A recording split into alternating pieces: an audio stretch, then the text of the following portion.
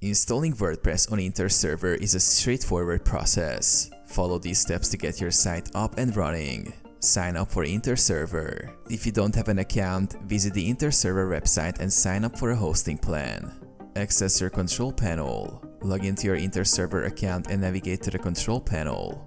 Create a database. In cPanel, locate the MySQL databases section. Create a new database and a new user, then assign the user to the database with all privileges. Note down the database name, username, and password for later.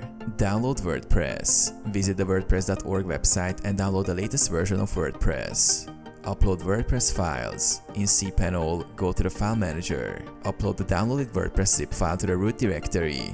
Extract the files after uploading. Configure wp-config.php. Rename the wp-config sample.php file to wp-config.php and edit it. Fill in your database name, username, and password in the corresponding lines. Run the installation. In your browser, go to your domain. Follow the on-screen instructions to set up WordPress, including selecting your language, entering site details, and creating an admin account. Finish installation. Click Install WordPress. Once complete, log into your WordPress dashboard and start customizing your site.